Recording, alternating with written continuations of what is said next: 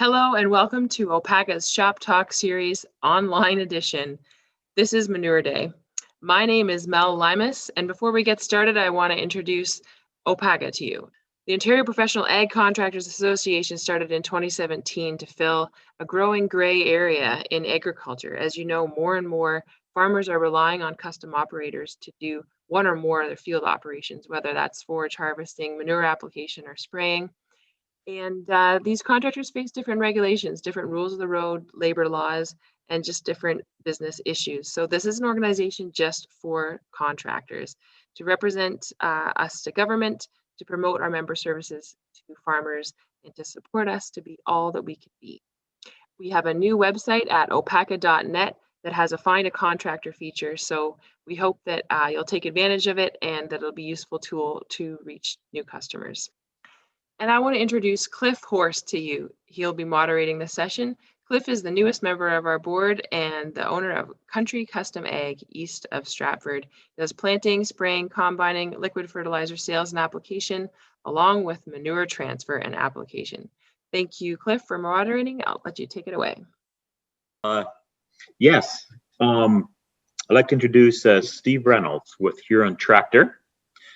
He's been at Huron Tractor since 2017, and he manages a precision ag agronomy and support team. We're very happy to have him here with us. He has spent 5 years with John Deere Canada in multiple roles. He has a passion for agriculture and a passion from agriculture that came from the family farm in Alliston. Also with Steve from Huron with Steve is Julia Ramnolil. She's with John Deere Canada. And we're happy to have her here. She works with, I suppose, all the different dealers. And she relates to technology, etc., with them. So we're glad each of you are here, and we'll turn the time over to you, Steve. Awesome. Can you hear me there, Clifford? Yes. Good. All right. Thanks so much for letting us participate this year and inviting us back to talk. This is a great session, and we're really excited to be here. So Steve Reynolds, Precision Ag Manager with Huron Tractor. Today we want to talk about Harvest Lab and specifically our manure sensing technology. The NIR sensor. I won't bore you with too many details right now, but I'm going to throw it over to Julia Romanoli from John Deere Canada, who's going to add a little bit of flavor, and then we're going to play a video. We did some work out with a customer earlier this year that kind of summarizes kind of what it does, shows you what it does, and what it measures. So I think if a picture's worth 1,000 words, a moving picture is worth 100,000 words. So anyways, Julia, I'll let you do a bit of a comment before we shift to a video. Awesome. Thank you, Steve. So if you remember last year, we had the opportunity to get together and we spent actually about an hour together talking about some of our new products for 2020.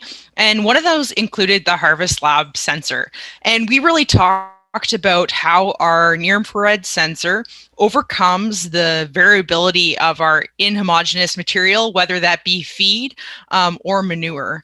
And so today we're going to spend more time specific to the manure conversation, and we'll let you see a sneak peek of what it looks like in the cab, what it looks like when it's documenting, and we'll do a little bit of a walk around, a quick snippet of answering some questions of how it works. But really just to set the stage, really our manure constituent sensing, it overcomes that variability in our manure through documentation and mapping, our tractor implement automation, and through having a flow rate limitation. So we're going to go through a little bit here in the video of what it documents and how it works, and we'll be sure to answer more of your questions when we get into the breakout rooms. Awesome. Thanks, Julia. Okay. What are we actually measuring in the manure, and what is being documented by the 4600 in the display? Yeah, that's a good question. So what's happening is we're going to document and look at dry matter or inversely moisture. And for manure, we're also looking at the ammonia nitrogen the total nitrogen, potassium, and phosphorus. This is going to be documented, and it will go up to our display in the tractor as data layers. The Starfire receiver on the tractor is going to tell us exactly where we applied that nutrient and where. And then that will flow via JD Link up to our operations center so that we can use that for data analysis down the road. Gorgeous September day here. We're out in the field after bean harvest here, spreading some manure. And with me is John Arts. So John, why don't you introduce yourself and tell us a little bit about the farm you guys run here out near Mount Bridges? Yeah, absolutely. My name is John Arts. We're on a cash crop hog and poultry farm just outside of Mount Bridges here.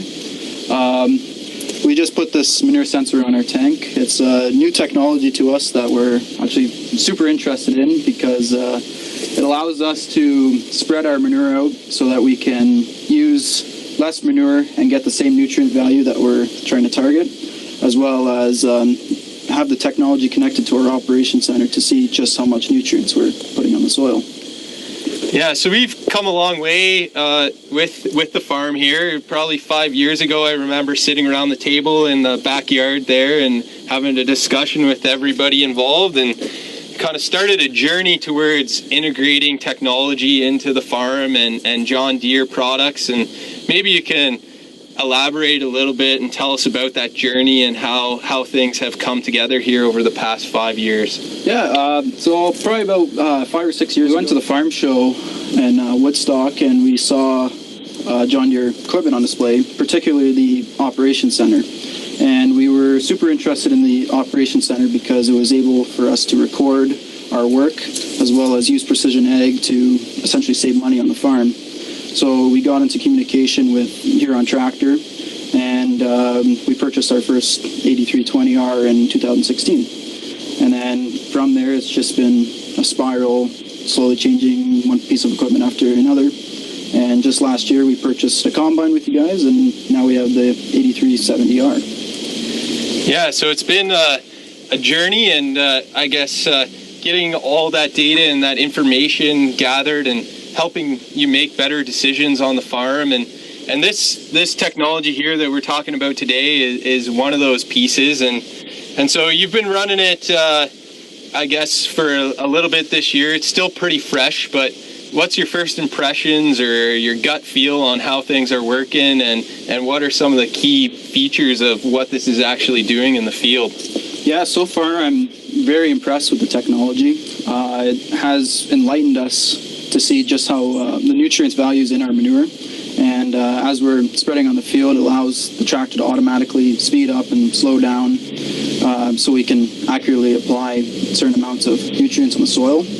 So really that paired up with our nutrient sampling, our soil sampling that we do on the farm, it goes hand in hand for reducing fertilizer inputs and increasing our yields towards the end of the year. So overall, I've been very impressed, and it's a very simplistic system to use. Minimal training required, and just about anybody can run it. Yeah, it's really impressive how that tractor implement automation functions and things work inside the cab there, and that's maybe something we'll talk about a little bit later on in the video. But really appreciate you joining us today and letting us use your equipment here as a prop for our videos. And yeah, thanks for everything today. And yeah, absolutely. All right, so that was a quick blurb on kind of a teaser. If you want to learn more, you can join us in some of those breakout rooms. And before I forget, I just want to show you where you can find this video if you do want to watch. So I'll take you over, go to the Huron Tractor website. Under Precision Ag, go down to Resources and Videos, and that will take you to our video link. And just click on Huron Tractor University is an area where we put a lot of videos and a lot of information for our customers. So if we scroll down, we've got our 2020 demo plot results from this year. Lots of good information there. S-Series Combine Corn Optimization with our group. And then our virtual field day. So we produced a bunch of videos here. If you go to the virtual field day videos, it'll come up, and Steve, there's sorry to interrupt. You might actually have to push new share because it's still on the beautiful video. oh, is it? Yeah, Oh, it's new share, not nope, a problem. Zoom. It's the best, but it's still the worst. Yep, no, that's good. There we go. Yeah, so rookie mistake. So just go, just Precision Ag resources and videos, and you'll find our virtual field day, and we've got lots to share there, including that manure constituent sensing video. So I invite you to go learn more about it, and then you guys can talk to us in the breakout room after, because lots of value there in that product. So thank you very much, and back to you, Cliff. Thank you very much, Steve and Julia. Quick question for you is, I heard the word simple to operate in that presentation, and calibration always comes to my mind. How simple is this sensor to calibrate? Yeah, I'll take that one. So that's a good question, Cliff. So within the sensor itself, it has its own built-in calibration curve. So when we go to actually operate, we're selecting either swine or cattle manure at this time. So we're telling that sensor what to look for in terms of the calibration curve. So it's already built into that sensor. What we will do is about, once a year, we do have a service opportunity with that sensor where we perform what we call a black and white reference, showing the sensor true black and true white. That's something that the dealership is able to do, but otherwise, yeah, you're good to go. That's a built-in calibration. Excellent. Sounds simple. That's great. Okay, who is next?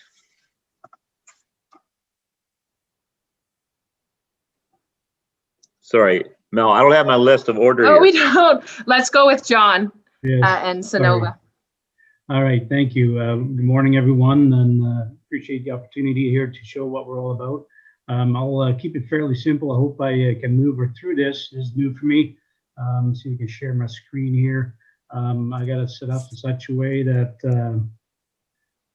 share. Okay, here we go. I hope everybody sees 3 different screens here.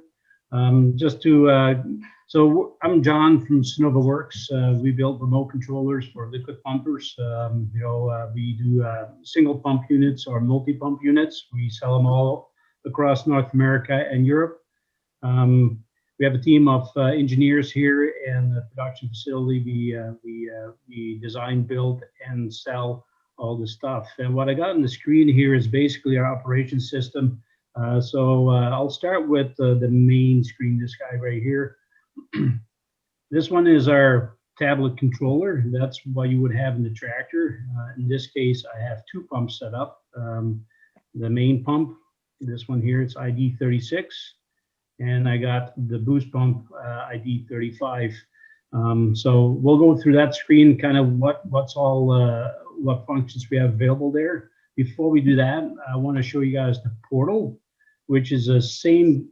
It's kind of a remote controller through a cell phone, if you like, or a tablet. It gives you less functions, but it will control the same engines as you've seen on the main controller there. You can scroll down and you see some more buttons. You can see more data. We'll get into that in a minute. And then at the last here, I got 2 engines that we have sitting in our yard that we'll start and stop and play with a little bit, so you can see real time what's going on. So that's kind of the intentions of what we're trying to do here. We'll start with the controller, which is the main screen. So I'll blow that up for a minute. So this one here, it shows you how we connect it. These icons on top gives you actually the connection of the tablet, the remote controller. In this case, the radio is not connected. Just the internet at this point, and we have cell and satellite available if it's hooked up. It gives me the idea of the tablet and the channel I'm on. You can change the display from light to dark, depending on the time of the day. We have what we call a hamburger menu here that gives you some options to go to the configure screen, or it will show a blank yellow if there's updates. We can do updates automatically remotely. And then we have some other functions here, like obviously start. We have a stop function. We have an idle, a set RPM. With different presets, if you like, or you can bump up and bump down with 25 RPMs at a time. You can make favorites, A and B, depending on what you're doing. Let's see here, and the favorites will stick on the screen, and you can change those on the go. Then we have some valve control down below here. It's kind of not endless, but we have up to 16 valves you can hook up in here. I just got a few in here, different rows, and you can interact the buttons together. So for example, if I want to do a bypass, it will activate 2 other valves at the same time. Or I want to pump, it does the opposite on the other side. Sorry, right here now. There's a timer on these buttons. As you can see, the color changes. And you can do that for row number 2 as well. You can go if turn on lights or on or off if you like. There's air valve controller or air compressor. You can call them whatever you want to call them.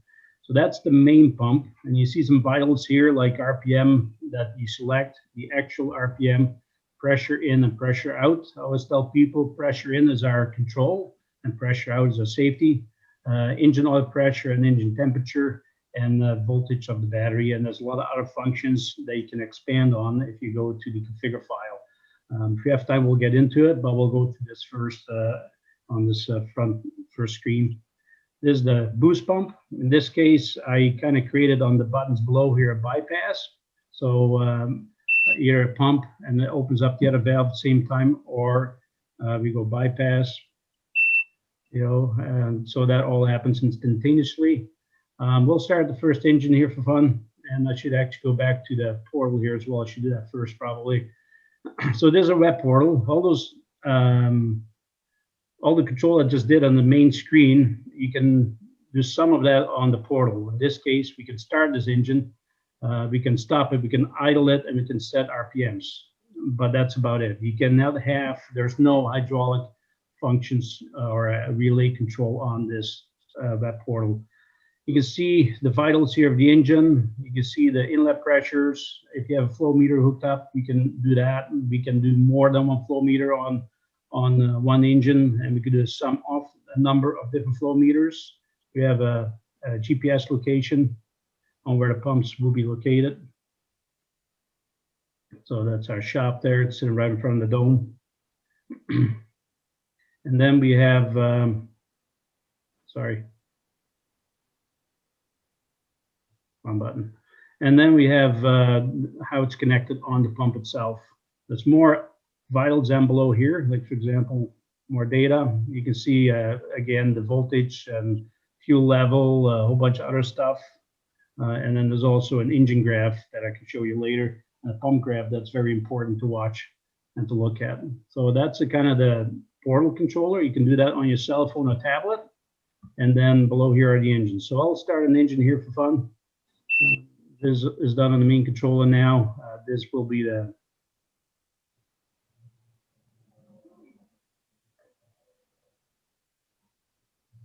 so this is engine ID 36. It's running right now. I don't know if you can see it. I think our video is really slow. It's really lagging here. You can barely tell. It's not even running on the screen, but the engine is actually running at 811 RPM here right now. And I'll start the second pump. And as you can tell on the portal control here, it shows you the same reaction, and also you can control it instantaneously from this side as well if you have more than one operator, if you need to, for emergency shutdown or anything like that. Our portal has different IDs. In this case, I'll go to ID 34, and we'll shut this engine down on the portal, which is the one I just started on the main controller. So it kind of intertwines together. These icons here are the icons on the engine, the same as on this one. It tells you what is connected and what is not. In this case, I have no radio communication to my controller. I'm on cell phone, satellite is not active, and I'm on internet. So at least you see how you're connected. That's kind of it in a nutshell in regarding what we have to offer for remotes. There's a lot more to it than what I just explained. There's a configure file, as I mentioned. I'll go into that quickly to show you what that looks like.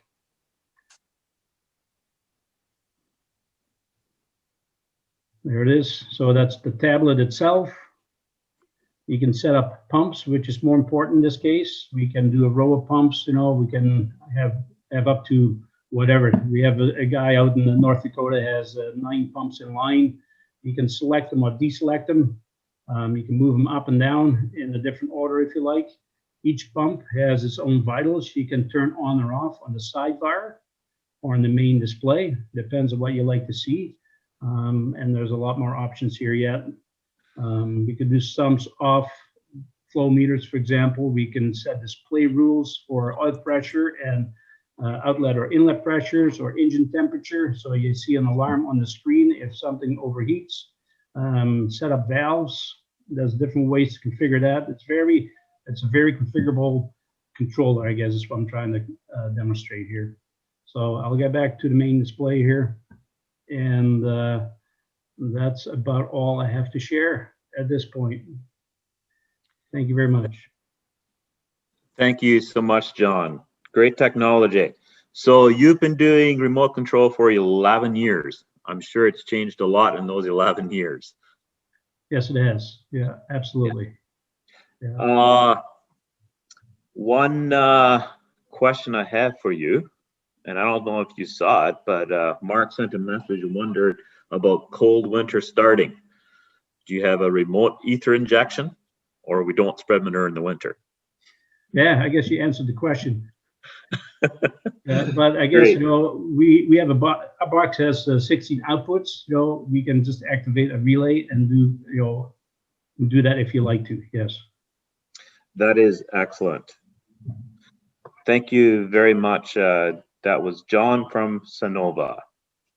Okay, we'll go to Ian now from Noon. Noon is one of the largest and most innovative manufacturers of liquid manure handling equipment. Today, Ian will be talking about some of their latest innovations and what to expect in 2021. Awesome. Ian. Thank you very much for the introduction. Everyone can hear me all right?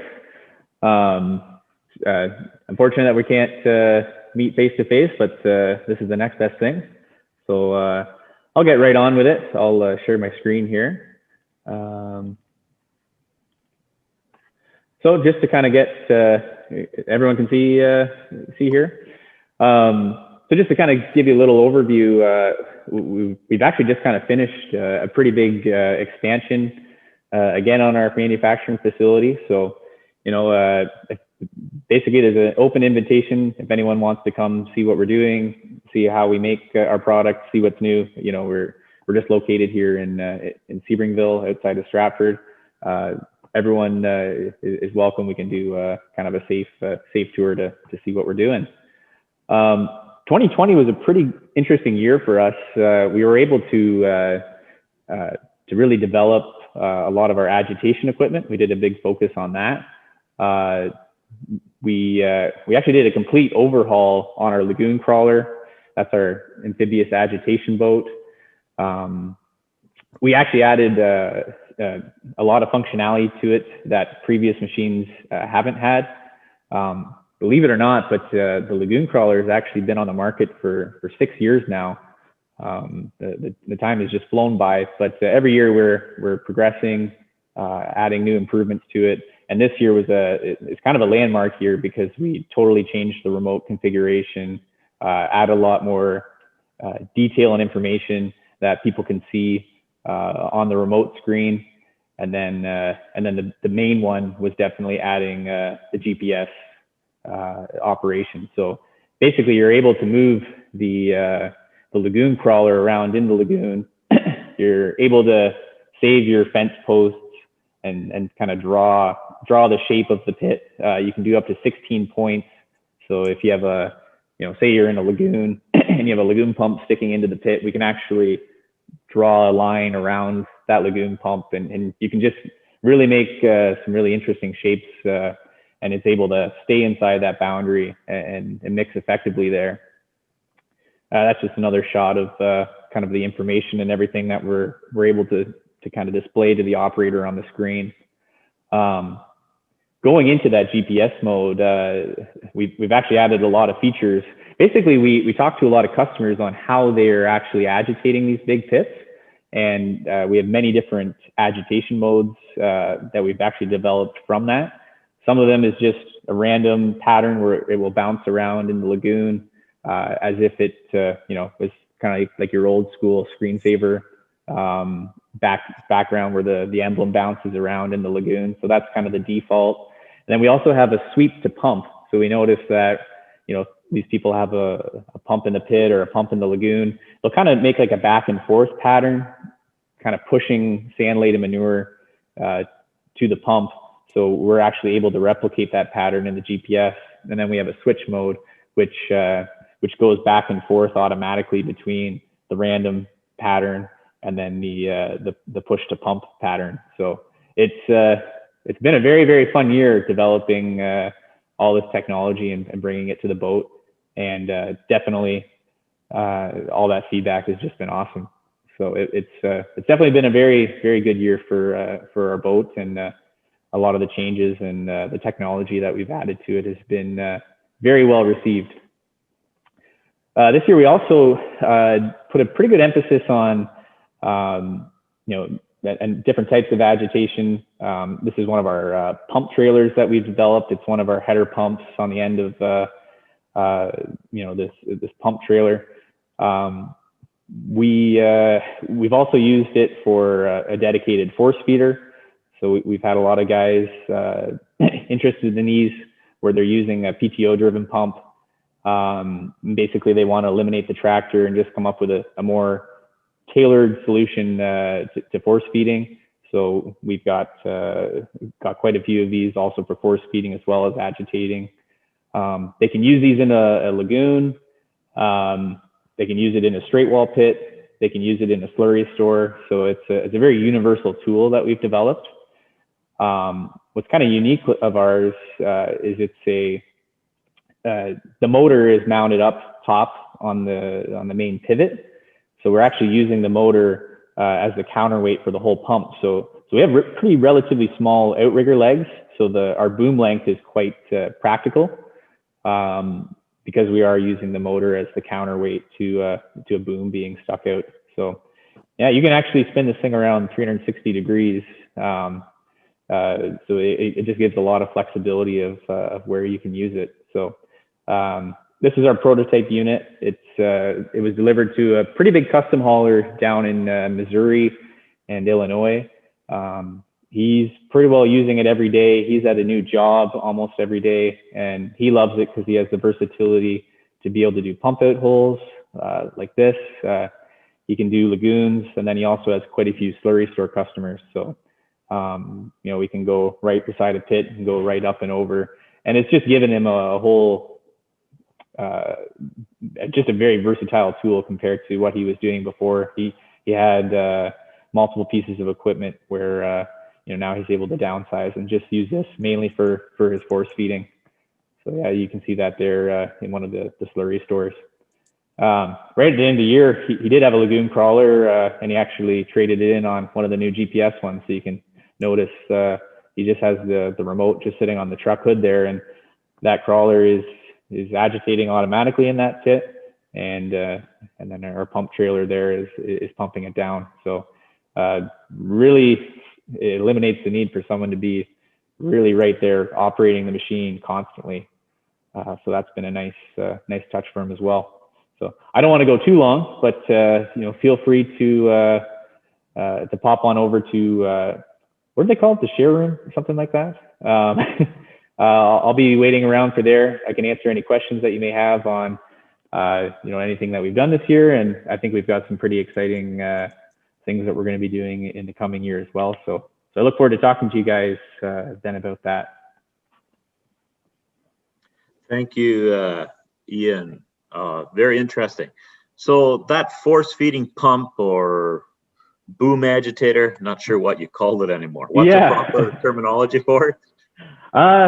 So we've had some suggestions because it's kind of like a backhoe with the counterweight. A few people call it the lagoon hoe. I don't know if that name's going to stick or not, but that's what we've been calling it around here, is the lagoon hoe, because of the counterweight like a backhoe. But the name's not totally decided yet. But no, we've actually got. I think we're going to build 6 of them this winter, and maybe a few more throughout spring. But definitely the reception of it's gone over really well. So what kind of gallons per minute would a unit like that produce? Not enough to load a tank, probably. So this unit is actually very versatile. So this is basically our standard header pump on the bottom. So what you are used to, with like a 12-inch pump, with, a 275 horsepower tractor spinning it with PTO, this would actually do the same. The hydraulic system on it is geared, to basically behave just like a standard vertical. So this also can be used for filling tanks, 8,000 gallon a minute, 10,000 gallon a minute mark, around there. So it's a very versatile tool that it can be used for the high gallons, and then it can also be shifted and be used like a force feeder. I believe this customer is doing about 3 to 3,500 gallon a minute at his operation, US gallon a minute, I should clarify. And we're able. He's going about 4 hose lengths of 10-inch. And he's still getting like really decent inlet pressure, like 30 PSI easily. Yeah. That is great. I always enjoy new innovation.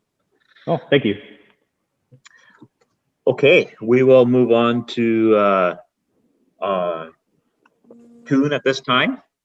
Ken McCain is a territory manager for Kuhn North America. He's been with Kuhn for 3 years and represents a full Kuhn product line. He and the Kuhn field service rep, Jamie Van Risk, both live in Southern Ontario. So we'll turn the time over to you, Ken.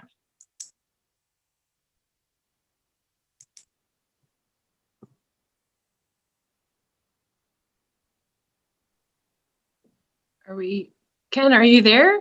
We can't hear you. Yeah, I'm here. I just can't get my video. I believe your video is still turned off, Ken. Okay, there we go. Okay. Sorry, folks. I'm challenged with electronics lately, it seems. No, this is great. Thanks. I noticed in the settings of my camera that it had an autocorrect feature for my looks, and I was trying to get it to grow some hair, but it's not. Doesn't seem to be working either. So. Thank you for having us. My name's Ken McCann with Kuhn North America. I'm the territory manager here in Ontario. Online as well, I have Jamie Van Ryswick. He's our field service representative in the area. We both live in Southern Ontario, like Cliff said, and we're available to help we support our dealers who support our customers. Just a little bit, I got a lot of stuff here to share. I'm not going to get through it all, but I do want to talk briefly just a little bit about Kuhn itself. And we are just introducing some rate control applications for our box spreader. So I'm just going to go over that briefly. Probably not going to have time to talk any product, but we'd be happy to talk about that after. And I'd like to just say thank you to Mel and OPACA for inviting us today. It's always nice to get a chance to share. A little bit about Kuhn. It's an old company, goes all the way back to 1828. It's still headquartered in France globally. We're a big company, over 4,500 employees, in excess of 1.3 billion in sales a year, and we're considered the world's largest implement manufacturer. Kuhn touches almost every aspect of agriculture with the exception of tractors and combines. We're pretty much into every field, and we have products that we don't bring into North America. For instance, we do have a self-propelled sprayer that is manufactured and sold in South America. So there are products that don't come into North America that you may see on the web. That's our head office for North America in Broadhead, Wisconsin. In 2002, Kuhn purchased the Knight Manufacturing Company, and this is their original headquarters. It's been added to a lot since then. The top left there, that building at the back, that used to be an automotive seat manufacturing company. Kuhn purchased that just recently and turned that into our shipping facility. So we got a fairly big complex in Broadhead. As well, in 2008, we bought Kraus Manufacturing in Kansas, which is our tillage division. So we have another factory there. All our manure spreader lineup is built in Broadhead, Wisconsin. So this is our entire lineup. Many of you, I'm sure, are familiar with our products, from our side slingers through all our box spreaders. Like I said, I'm not going to get into them all here today, but just to point out the difference in the colors. So our color machines are considered farmer machines, if you will, more for the casual user that doesn't use it constantly, where the gray machines are our commercial machines. They're built heavy duty and they're designed for a 24/7 duty cycle. So just on the electronics that we're introducing, mostly for our box spreaders, we have everything now from a basic scale head and a weight system all the way up to controlled spreading and prescription application. So just at the very basic level, we can offer just a straight scale head with a Digistar or an Avery Weightronics scale head that you can either mount on the spreader or put on an extension cord and have it in the tractor cab with you. At the very basic level, the most basic level, this is just going to give you weight in the spreader. It's going to tell you what the spreader weighs empty and how much it weighed full, and you'll have to do the math to figure that out. Our next step up, again, non-ISO bus, would include the Digistar 560 application.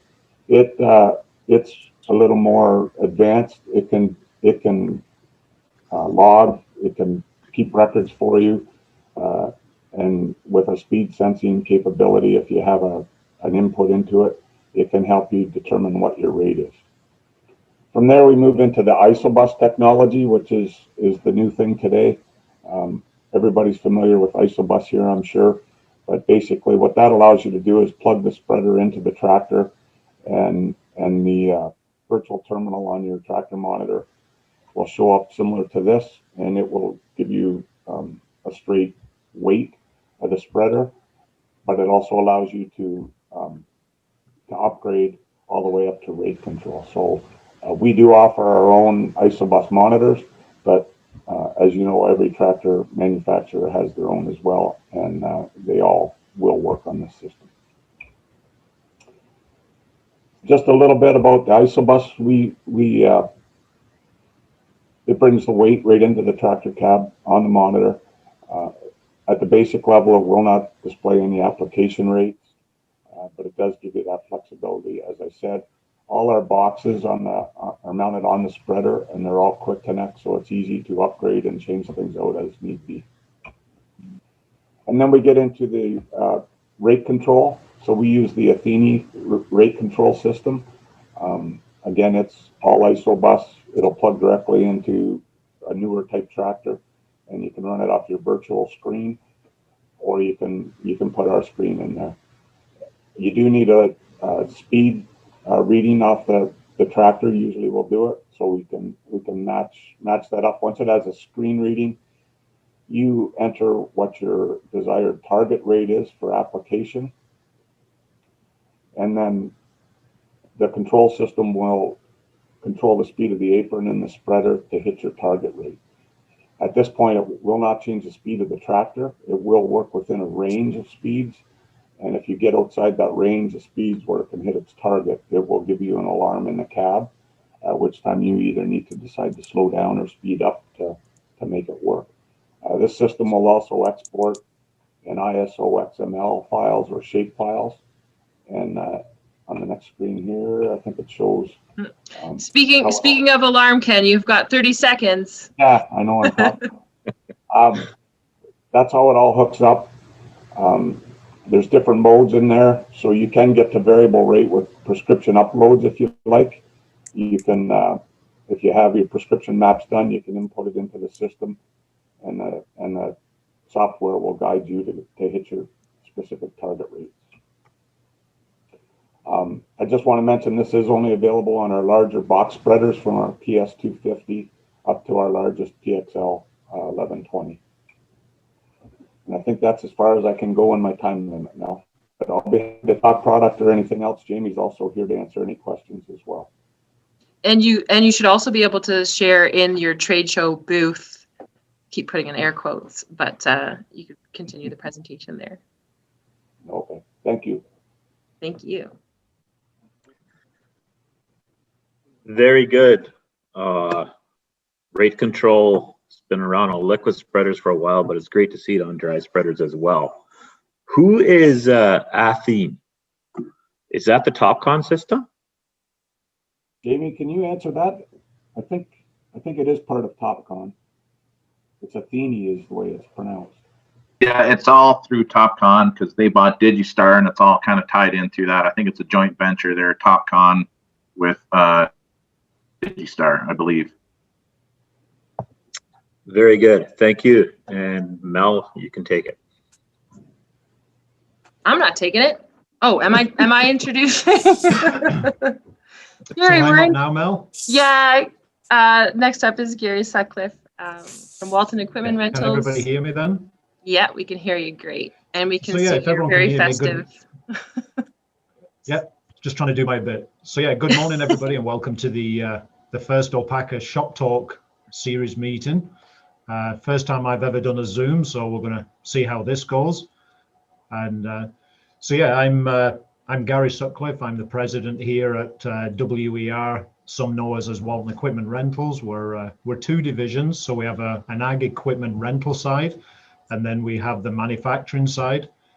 The rental side is primarily Ontario market, but the manufacturing side, we're slowly creating a dealer network across the northern states and across Canada. So I'll go into a PowerPoint presentation, and I'll just put it on. It's going to run itself, and then after that PowerPoint presentation, I'll just play about a 90-second video, and then hopefully, if all that goes to plan, I will come back in and close my section down, and look forward to meeting anybody in the breakout room that has any more questions. So here we go.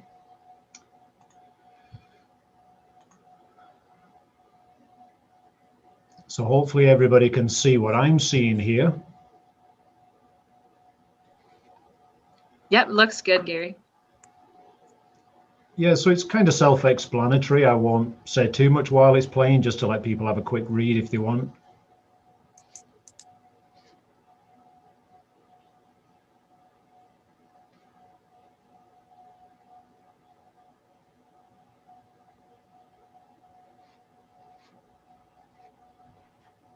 Do you have some background music for us? There is some background music on the video that we'll play next. Okay. Can you sing something? I could sing if you want. Like, yeah. I've got the Christmas theme up, so we can do Jingle Bells or something like that. That's great. So there's only a few more pages of this. This is just giving you an idea of some of the products we build. As you can see, it's primarily Drago's equipment, but some of the product is related to other things too. Once we get into the inline choppers, and I noticed there was one there on Ian's Lagoon Hole pump. He had one of our inline choppers on that unit. So we sell those as independent units. We've got probably 100 of those now across North America, all the way from California back across here to Vermont, and a few across Canada as well. Some of our most recent ventures are these rotary macerated distributors. We do them both in an upright version and an inverted. They work on the same kind of premise of the pre-chopping as what these inline choppers do. So that would be the end of the PowerPoint. So without losing you, hopefully, I can now pull up this video.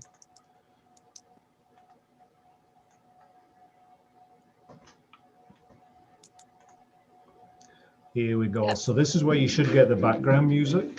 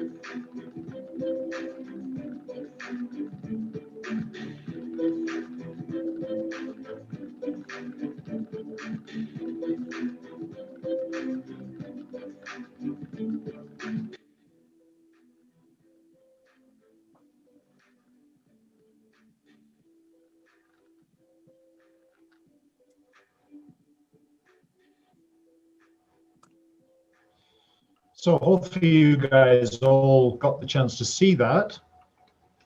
So yeah, that's basically who we are. We're Southwestern Ontario. We're just a small company.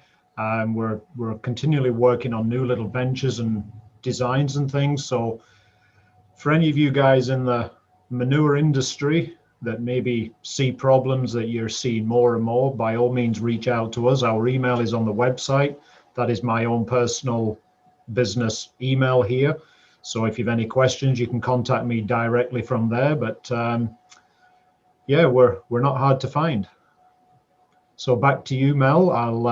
I'll meet anybody in the breakout room that feels they have any more questions. Thanks, Gary. Cliff, do you have a question right off the get-go? Just to tie it all together, it looked to me like Gary, in that video, you or your customer should have had one of those radio controls from John's. When you turned, you didn't over apply. Yeah, well, we've actually just shipped a bunch of equipment out to Newfoundland, and one of John's radio broadcaster units was on that unit. So that was my first experience with this. So it was kind of nice to see what John kind of explained in his. Most of my experience was in the field as opposed to next to the pump, but all the same, it's nice to know that the driver of the tractor has full communication back to the pump.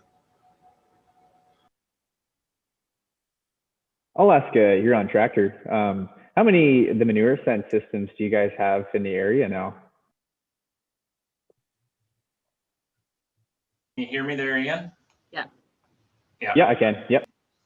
Unmuted. I think there's about one or two that I know of. I'd say it's just, when was that released, Julia? Probably last year, the year before here in North America. So it's just picking up some momentum, Ian, and we've had a very successful application of it, as you saw in that video. So just starting out, I see huge potential, obviously, for measuring, and in the custom operations space, it's a heck of a value add, right? Because you can quantify what you're putting on, and obviously it syncs up quite nicely to your product too. So yeah, no, we've got, I'd say there's probably 15 to 20 customers across North America I can think that have already switched over to it. And like, definitely, yeah, the feedback has been just awesome on it. So I just was curious if there are many people here yet doing it. So, yeah.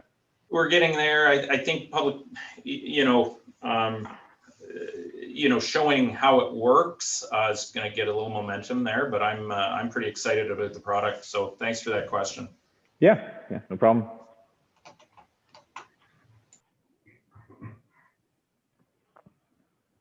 Hey, Ian, that, I don't know if you can hear me, that lagoon, what do you call it? Lagoon hoe. Yeah, the nickname so far. We want to work on that name a little bit, but anyway. Yeah, we're aware of that. The hydraulic capacity, like how many gallon a minute or what size of hoses are you running down that boom to run that pump? Yeah, so that's a good question. That's about an 80 to 90 gallon a minute hydraulic system at 6,000 PSI. So it's, yeah, yeah, it's a fair sized hydraulic system. It's all Lindy hydraulics. That's actually what Kloss uses for their main propel drive. But yeah, no, it's been a nice setup. We're actually doing an even bigger one, an even bigger build over the winter. It's going to be 150 gallon a minute oil flow and 6,000 PSI. So it's just going to be a monster of hydraulic performance. Yeah. Wow. Like what size of hose would that be for 150 gallon? That'd be 2 inch. 2 inch. Yep. Yeah. So then on the one that we made for the other one, it's 1.25 inch pressure and 1.5 inch return. Yeah. So it's even that one, like it's fair size hydraulics on it. Yeah. Yeah, that's crazy. So Ian, to add to that question, is that like a piston pump then, like load sensing, or how do you ever maintain that it doesn't overheat, I guess is what I'm really wondering. Yeah, so like it's, I don't know what the proper term of it is. It's like a radial, well, I'm drawing a blank on it, but it's a closed loop hydrostat system. like is what it is. And yeah, all the cooling capacity, like it's all designed to be able to handle it. Actually, I don't know if Pit King is on here, but their current crawler is actually one of our prototype hydraulic drive systems. So their crawler that they got from us in 2018, it actually has the exact same drivetrain hydraulic system that we've been running on their crawler is on this Lagoon hoe. So yeah. Ron or Tony, you want to unmute yourself? Yeah, no, it's been doing a good job. It's been doing a real good job. Yeah, no heating, no problems there. Yeah, I think we actually built a few crawlers like back in 18 just to kind of get some hours on that drivetrain before we really went to kind of full tilt on it. So it was nice to be able to work with guys like that that were pretty easy going with. And yeah, it's been a nice drive setup. I have a lot of faith in Lindy. As far as I know on the Kloss equipment, everything that way has been standing up really well. So yeah, I think it's been a good product. So since Ian is on the hot seat here, I got another question for you, if that's all right. Sure, me?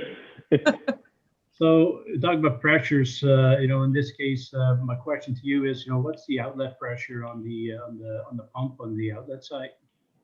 Yeah, so the max pressure that we're doing on this one, now this is only a 300 horse motor, but his max pressure was about 80 PSI is what we were seeing. And that's still with like decent output flow. We do have plans to build some, with a higher horsepower with a 150 gallon a minute hydraulic system that, we're really targeting that 150 to 160 PSI system, just to make it, instead of just kind of like a tractor pump replacement, more of a, dare say like a lead pump replacement. And what's the size of the outlet on that pump, Ian? 10 inch. Okay. Yeah. So we're trying to be able to give someone, 3,000 gallon a minute, 150 PSI, just to kind of really max out kind of the limits of like a 10 inch hose and be able to give them that fluid delivery. Yep, that makes sense. Thank you. Yep. I maybe have a question for Ken McCann or Jamie there. Like, if your rate controller on the dry spreader, maybe this is a dumb question, but is there some kind of a top end limit, obviously, on it that you can set a safety in there that you don't overload your spreader, like overload your beaters? I mean, I haven't actually run it yet, Mark, so don't have any seat time on this. And it will be limited, you're right, so what it'll do is it's going to give you a target speed that you got to travel at. Right. As long as you're within that target speed, it should be able to calculate the speed it has to move the apron. So if you're going to overload it, it'll be screaming at you in the cab that you have to slow down. Right. Speed. Yeah. It's the same system as a conventional spreader, so it's still got the same limitations that you'd have if you didn't have the rate controller on it. We're not over speeding. That's where with our system you're going to have to adjust ground speed to get your rates. Like, it will adjust rate within a given speed. You want to put, I'm making up numbers, but you want to put 4 ton an acre. You're not going to be able to do 4 ton an acre at 15 mile an hour. It won't overspeed the chain to get that much product out, which the beaters wouldn't be able to handle at that speed. You know what I mean?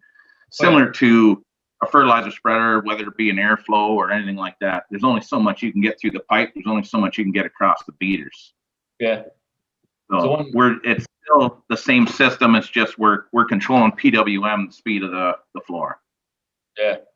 That's pretty neat though, like to think about the density of the manure as it goes through the spreader. Like, I don't spread much manure, but I know when you start the spreader, there's hardly anything coming out, and then halfway through the load, it's just dense as anything, and it's coming out like crazy, and you're trying to speed up, and then at the tail end, it's just sort of trickling out again. So obviously the rate controller will compensate for that quite extensively, won't it?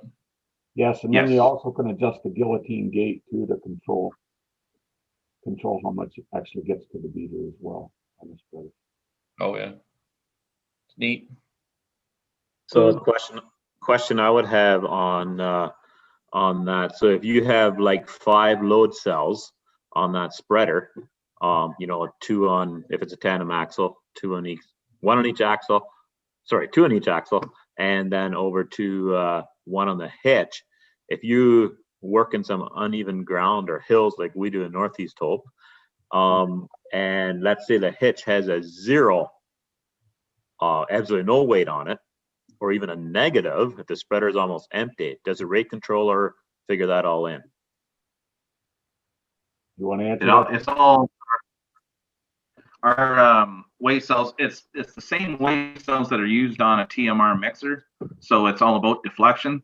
So when you go back like that, the deflection would change off of your front, if your drawbar weight cell towards your back. So that's all done through well, in this instance, it doesn't have a scale head, but it's got an onboard controller that's doing the scale and reading from all the weight cells. So it compensates for, there's built-in train compensation, same as what we've done on mixers for years.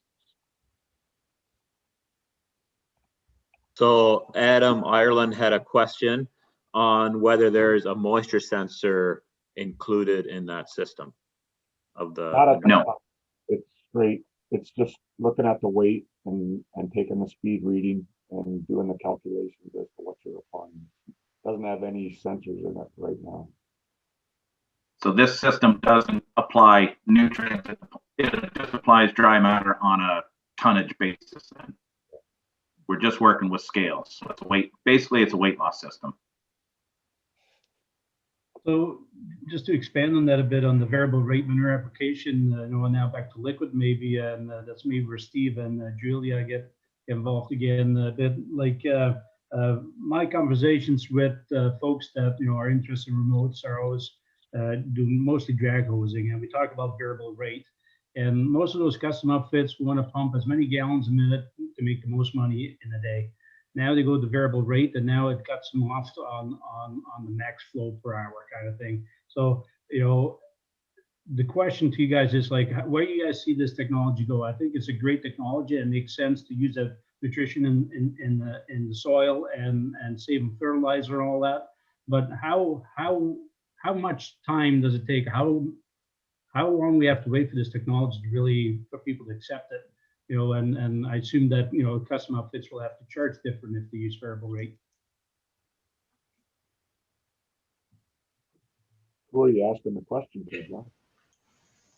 Yeah, good question, John. I think it comes down to efficiencies and people understanding the value, as far as, first of all, quality of what's going down, right? If someone's buying manure or something like that, it quantifies what's in there, right, for nutrients.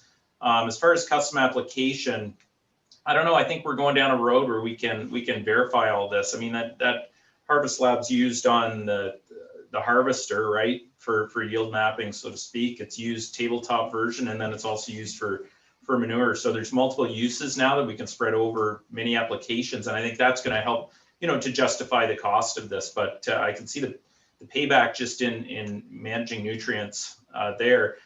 Julia, any thoughts on applications for custom operator that you've seen that maybe come to mind? Yeah, I would say the first, some of the first adoption of it with contractors has been just even documenting the nutrient layers. So not necessarily changing the practice per se of what they're doing, but actually having now a nutrient map to provide to their customers, or being actually able to see what's in the manure and be able to provide that as a service. So that's something I actually suggest when we start adopting this new technology is, do what you have always done, but now it's like opening your eyes and being able to see more of actually what's actually in that manure and what you're applying. So everyone's using it a little bit differently, but that's probably the first and easy way when it's first put on your tank or drag line. Yeah, exactly, Julia. When customers see what's actually going on, and then start interpreting the data, like it's kind of a progression. It's no different than our yield maps and combines. Like ask people, hey, I want to take that away from you now and they'll fight for it. No, and just like, for example, when I get a custom operator to do harvest, my combining, I need those map layers. They're important to me. So I think it'll build demand for that value-added service from a custom operator. Thank you. Steve, would you be As far able as to, as far as the upcharge or whatever for variable rate, farmers have been paying that for years already to the co-ops with fertilizer. So I don't know how, a contractor would come up with that, but guys are used to paying more for precision, because there is, like, the co-ops have been doing it for years on the irrigators and whatnot with dry fertilizer. When they get into variable rate, there's a substantial upcharge for that technology, for the time, for the wear and tear and the extra machinery. So, where that's going to be or what you can get away with, that I don't have an answer for. But guys have been paying for it for years, so they should be fairly understanding that with this on a custom basis, there should be a definite upcharge, as there is definite benefits to using something like that. So the question then on the other end, then, like, instead of spreading all the liquid that comes out of the pit, the solid liquid separator, for example, and I'm sure some of that is around, but and then also to be able to separate the liquids again into nitrogen and different things, that now you have a less volume coming off the farm going to the field. So is there anybody in Ontario that actually is experiencing or experimenting with this kind of a technology?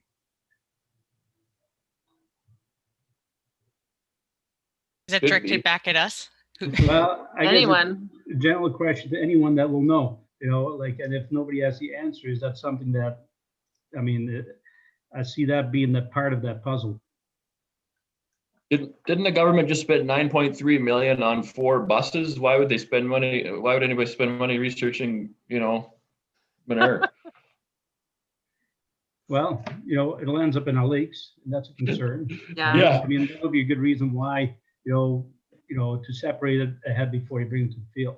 Yeah. And utilize it wisely. It's not pretty on a newspaper headline. That's probably why. Yeah. I think, well, and Brian, if you're still here, OMAFRA has been looking at that, but yeah, it's a bigger question that all of us need to think about, isn't it? Any other questions? Because I realize I'm excited, but also nervous about this trade show and how it's going to work. Just wanted to thank Cliff for moderating. Thank everyone for coming. This was our first time, and we definitely learned a lot. But please see opaca.net, and if you haven't logged in and changed your directory listing, please do that. But also check out our next events. So February 3rd, 4th, and 5th, we're doing those that manure series with Timing Matters, and then we're having that pesticide stewardship workshop on February 12th. And also I send emails from info@opaca.net, and it always goes to your spam or your junk mail. So if you could put it on a safe list, that always helps me a lot. So, okay, so stay around if you get confused, but otherwise, this is going to be the trade show portion of it. Thank you all so much for coming.